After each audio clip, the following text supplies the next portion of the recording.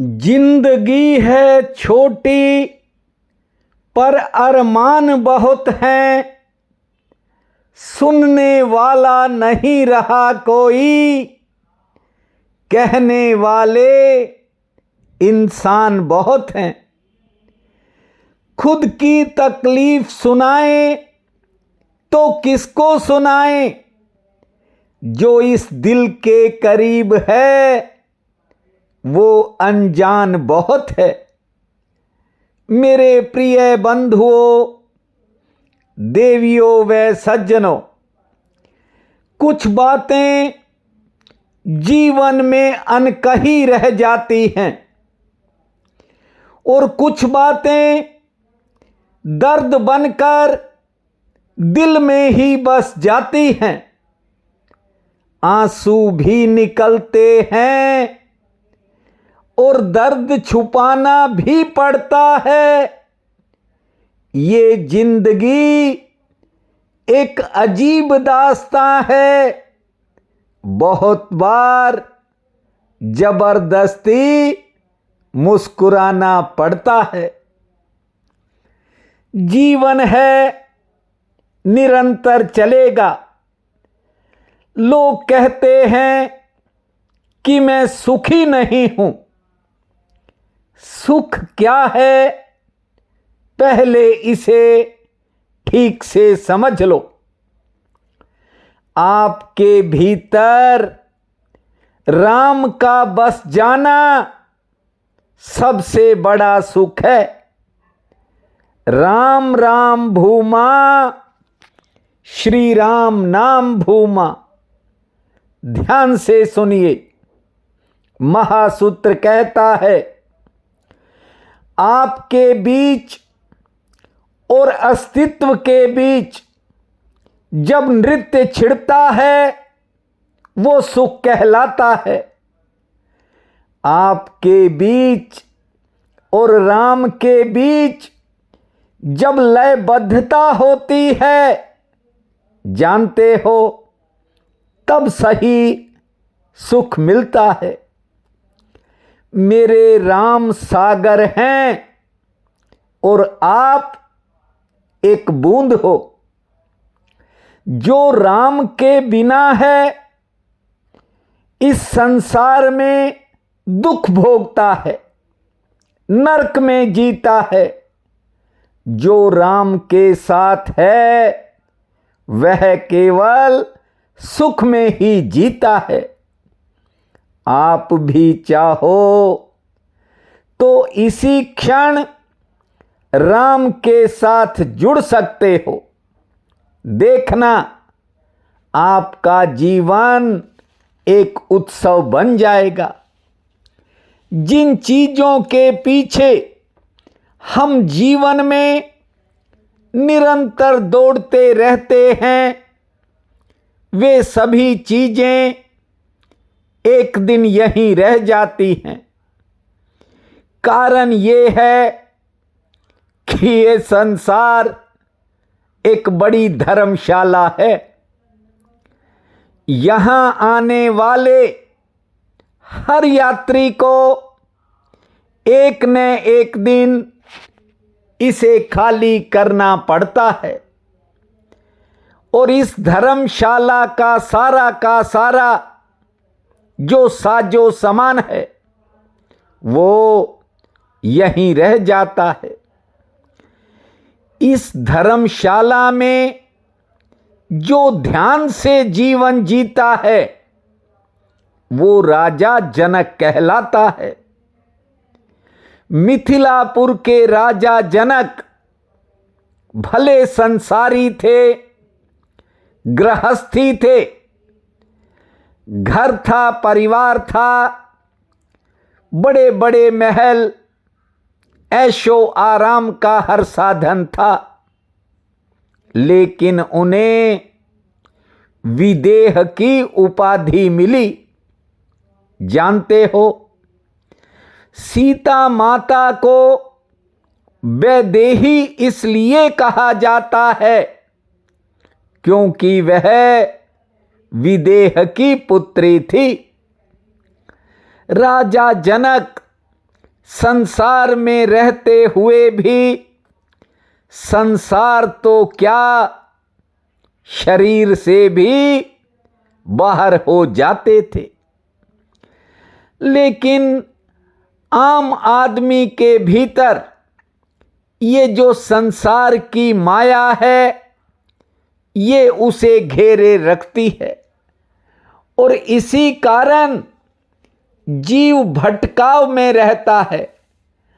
हम ही नहीं, चाहे वो योगी हो, ऋषि मुनि हो, देवता हो, जानते हो, सब इस प्रकार से ही जीवन को जीते हैं। राजा जनक तो कभी कोई बनता है, वरना तो कबीर साहब ने कहा है कि हर कोई इस देह की चादर को मैला करके जाता है। चाहे देवता ओढ़े, चाहे मनुष्य ओढ़े और चाहे मुनि ओढ़े, सभी उसको मैला कर देते हैं।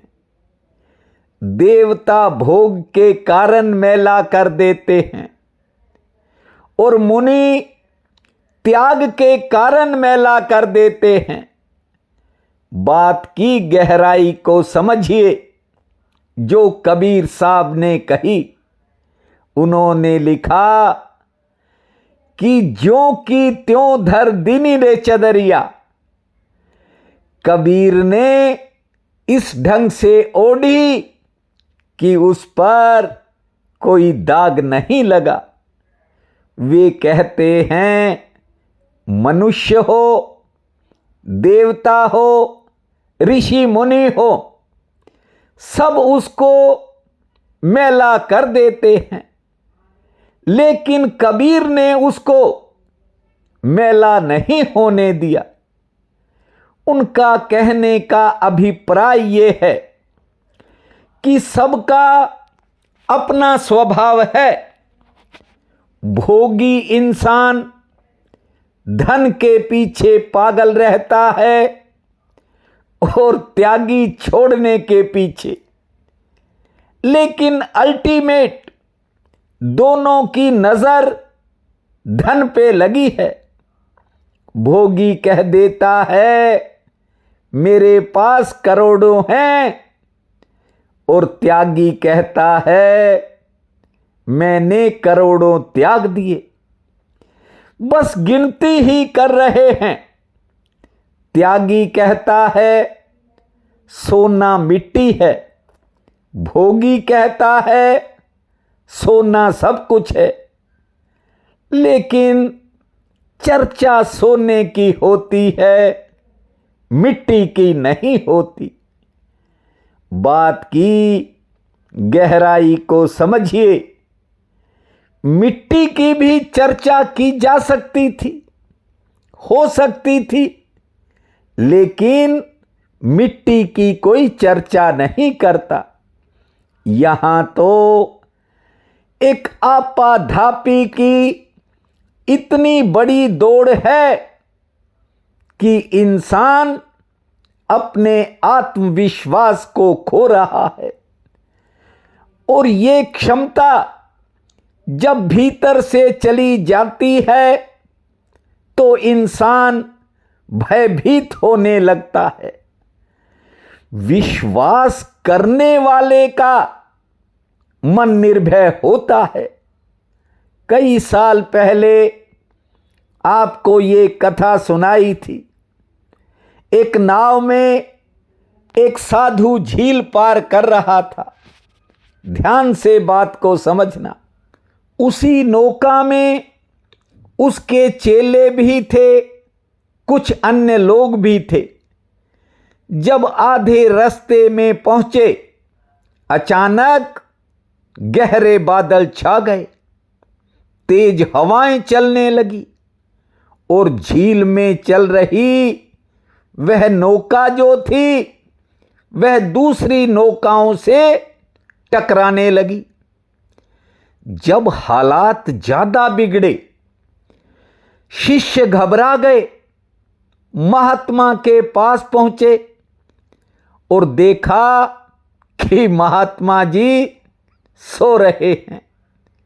जाकर के जगाया और कहा कि हमारी जान पर बनी है, आप सो रहे हो, महाराज उठो वरना हम सब डूब जाएंगे।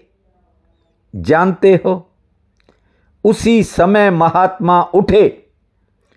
उन्होंने न केवल हवा को डांटा बल्कि झील को भी डांट दिया। कहा, रुक जा, ठहर जा, थम जा यहीं।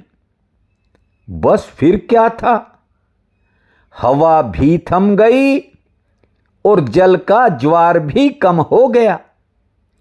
महात्मा ने कहा, इतने डरते क्यों हो, रुक गई ना हवा। शिष्य बड़े हैरान हुए। महासूत्र कहता है कि केवल विश्वास से आत्मबल में बढ़ोतरी होती है। राजा जनक की आत्मा में इतना बल था कि वह इस शरीर के ढांचे से बाहर रहती थी। जिसका आत्मबल दृढ़ होता है, उसके रास्ते में आने वाली हर कठिनाई हार जाती है। बीती रात से गले ने काफी परेशान कर रखा था। मन में दुविधा थी, वीडियो बनाऊं या ना बनाऊं। और ऊपर से बच्चे कहने लगे, आज आपकी शादी को 31 साल हो गए, आज छुट्टी कर दो। मैंने कहा, आज हनुमान जयंती है, बजरंग बली जी का जन्मोत्सव है, आज मुझे मत रोको, शक्ति भूमा देगा और वीडियो बन जाएगा। इसलिए मैं हमेशा आपसे कहता हूं कि आत्मिक बल को कमजोर मत होने दो। कठिनाइयां आएंगी, जाएंगी, जीवन में चुनौतियां भी आएंगी, जाएंगी, लेकिन जिसने अपनी आत्मा को कमजोर कर लिया, वो हर तरह से कमजोर हो जाता है। और जिसका आत्मबल दृढ़ होता है, वो हर जंग को जीतता है। आत्मविश्वास से पैदा होने वाली ताकत ऐसी ताकत होती है कि हर मुश्किल उसके आगे हार जाती है। इसलिए आपसे कहता हूं, यदि पतन के गर्त में जाने से बचना है तो अपनी आत्मा को मेरे राम के साथ जोड़ दो। राम राम भूमा, श्री राम नाम भूमा। महासूत्र कहता है, हरि बिन दुखी राम संग सुखिया। देखिए, उस परमात्मा को जब आप अपने भीतर बैठा लेंगे, फिर कौन सी मुश्किल, कौन सी कठिनाई। ये जिंदगी की स्थितियां हैं, बदलती रहती हैं, लेकिन यदि राम का वास भीतर हो गया तो याद रखना, अपने लक्ष्य तक पहुंचने का रास्ता अपने आप खुल जाएगा। आप सबको हनुमान जयंती की बहुत बहुत बधाई। पवन पुत्र हनुमान आपके जीवन में नई खुशियां लाएं और सुख समृद्धि से आपके भंडार भर जाएं, यही मेरी कामना है। आज चैत्र शुक्ल पक्ष की पूर्णिमा है, हनुमान जी का जन्मोत्सव है, बहुत बड़ा पुण्य काल रहेगा उठते ही धरती माँ को प्रणाम करना, 15 बार लंबी श्वास छोड़ना और 45 बार ताली बजाना। 2 मिनट शांत बैठने के बाद खुले आसमान को निहारना, सूर्य नारायण, केले के पौधे और माँ तुलसी को जल अर्पित करना, हनुमान जी को मीठा भोग लगाना, 2 रोटी पुण्य में लगाना और संध्या के समय श्री हरि के चरणों में एक ज्योत जलाना। भूमा जय नारायण, भूमा हरि नारायण, इस महामंत्र को जपना, समय आपका मंगलमय रहेगा। प्रिय बंधुओं व मातृदेवी शक्तियों, आज 2 अप्रैल दिन वीरवार है। आप सबको मेरा नमस्कार है। आज का राशिफल इस प्रकार है। मेष, आज कारोबारी सितारे पूरा दिन आपके पक्ष में रहेंगे, लेकिन किसी काम में देरी हो सकती है। हालांकि मेहनत के अनुसार फायदा मिलेगा, लेकिन घर परिवार में और संतान संबंधी कामों पर कुछ नए खर्च होंगे। सेहत आपकी ठीक रहेगी। वृषभ, आज कोई अच्छा समाचार मिलने से आपका मनोबल बढ़ेगा। लेन देन से जुड़ी कोई बाधा दूर हो सकती है। सेहत थोड़ा मन को उदास करेगी।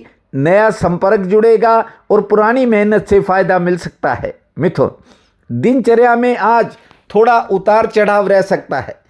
कहीं यात्रा की कोई योजना माइंड में बनेगी। आमदन ठीक होगी।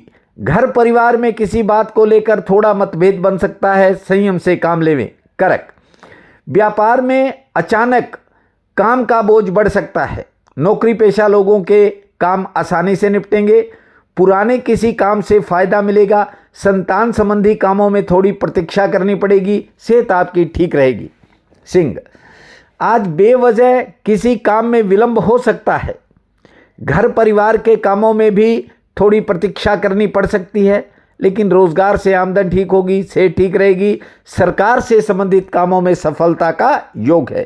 कन्या, कार्य क्षेत्र में थोड़ा काम का दबाव ज़्यादा रहेगा, लेकिन आज आपकी कोई पुरानी योजना आगे बढ़ सकती है। रुका हुआ काम गति पकड़ सकता है। थोड़ा क्रोध पर नियंत्रण रखें। कोई पुराना काम बनने के संकेत हैं। तुला, घर परिवार में किसी बात को लेकर कहासुनी हो सकती है या बहस हो सकती है। संयम से काम लें। रोजगार से अच्छी आमदन के संकेत हैं। मान सम्मान में बढ़ोतरी होगी। सेहत पक्ष भी लगभग ठीक है। वृश्चिक, आज कारोबार में अचानक काम का दबाव बढ़ेगा। नौकरी पेशा लोगों पर भी काम का दबाव रहेगा, लेकिन आपकी कोई लेन देन से जुड़ी परेशानी घट सकती है। सेहत आपकी ठीक रहेगी और किसी पुरानी मेहनत से फायदा मिल सकता है। धनु, किसी बात को लेकर कोई करीबी निराश कर सकता है, लेकिन कारोबारी सितारे लाभप्रद हैं। एक्स्ट्रा इनकम का योग है। घर परिवार के कामों में थोड़ी भागदौड़ रहेगी और संतान संबंधी कामों में सफलता मिलेगी। मकर, किसी जरूरी काम में अचानक कोई बाधा सामने आ सकती है। कुछ कामों में प्रतीक्षा करने के भी संकेत हैं। आमदन ठीक होगी। सरकारी कामों में सहयोग मिलेगा। सेहत पक्ष थोड़ा आज नर्म है। कुंभ, आज किसी जरूरी काम के प्रभावित होने की शंका है। हालांकि आमदन के लिए दिन ठीक है। कोई नया संपर्क भी जुड़ेगा। सेहत भी ठीक रहेगी और किसी के सहयोग से बिगड़े हुए काम में सुधार का योग है। मीन, कारोबार में आज कोई तरक्की का नया रास्ता भी दिखाई पड़ सकता है। यात्रा में आज थोड़ी सावधानी रखें। मान सम्मान में बढ़ोतरी होगी। संतान संबंधी कामों में इंतजार करना पड़ेगा। सेहत पक्ष थोड़ा नरम है, लेकिन आज आपको किसी पुराने संपर्क से फायदा मिल सकता है। आज का ये दिन आप सबके लिए अति शुभ फलदायी हो, यही मेरी कामना है। आप सबका बहुत बहुत धन्यवाद।